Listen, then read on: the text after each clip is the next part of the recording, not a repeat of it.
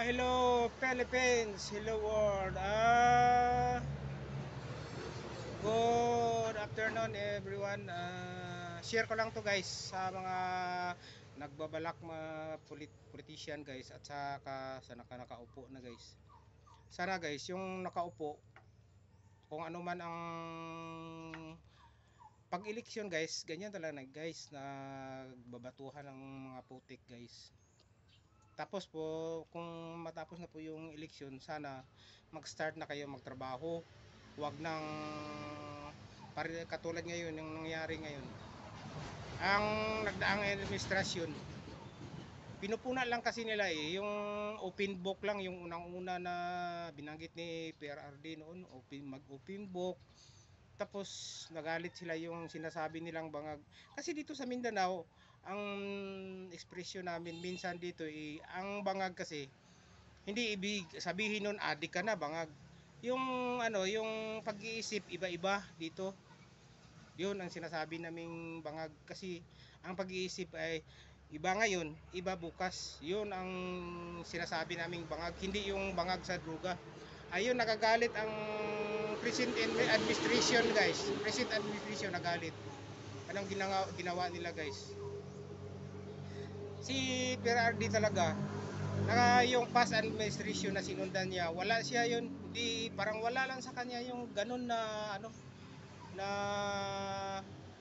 gustong pabagsakin o gustong ipakulong yung may dating kasalanan sa gobyerno, lalo na't ng matanda na. Oh, kay Imelda pinakulong ba ni Duterte? Di ba wala. Ganon dapat sana ang isipin ng mga politician. Pag nakaupo na, trabaho na talaga guys. Yun ang ko guys. At saka ang politician talaga, pag nakaupo na yan, public office, di ba? Anong sabi ng public office? Pag public office is a public trust. Ngayon, pag ayaw mo naman na na pupunain ka diyan kasi nakaupo ka na eh. Tulad na lang doon sa Congress, may isa doon nagagalit sa vlogger yung babae na yun, pinatawag. Di ba? Dapat may freedom of speech, freedom of expression, may freedom of press tayo. Ako, lahat-lahat na. Pag hindi nyo nagustuhan na ipupunain kayo, huwag na kayong mag-uupo dyan, huwag na kayong mag-politician. Ganon talaga yun ang pinaka guys. Kasi sa mga batas na rin natin, ang taong bayan talaga guys. Kahit sa Congress o ginagawa sila ang tagagawa ng batas doon, pwede bang sila rin ang magra-ratify? Di ba pwede? Hindi pwede, mga taong bayan pa rin magra-ratify sa batas na yan. Di ba? Yun ang talagang real talk dyan, katotohanan guys. Matagal ko na kasi itong i-content sana kasi bawal pa eh. Ngayon pwede na eh. Salamat Boss Mita. Yun, saka marami pa guys. Yung sana, halimbawang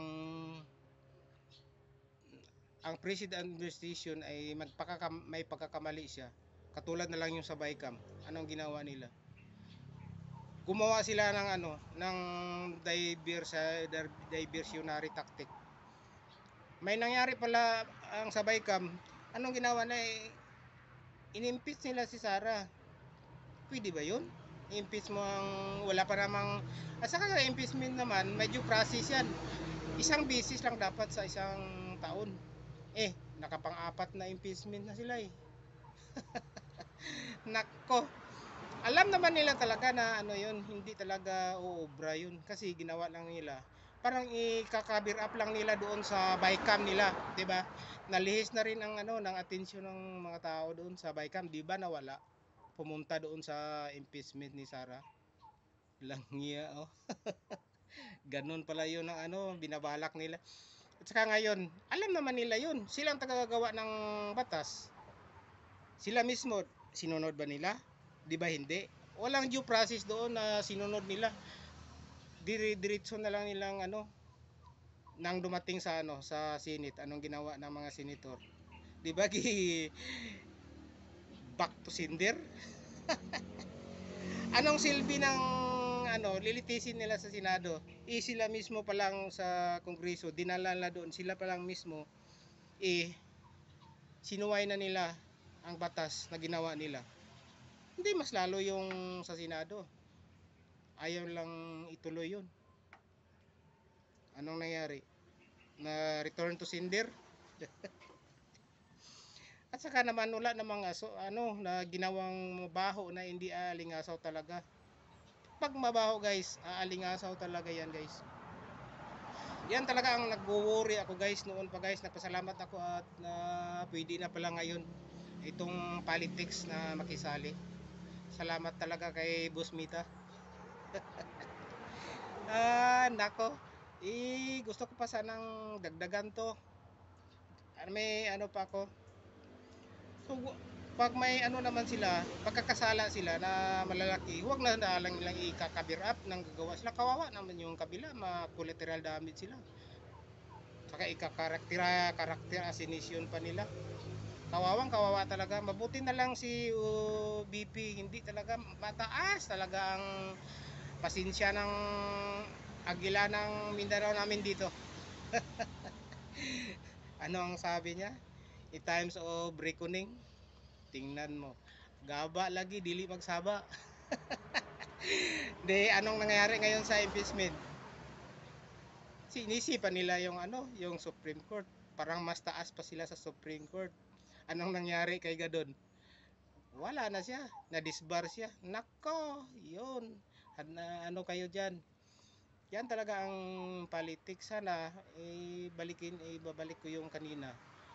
Pag nakaupo na, trabaho na talaga dapat. At saka huwag niyo namang kakasuhan yung taong magrereklamo kasi opinion na yan may freedom of speech tayo. At saka lahat ng batas hindi mararatify yan. Pwede bang ang Kongreso ang magano? Sa batas na ginawa nila, sila rin ang magra-ratify? Nako, kalabisan na po yan.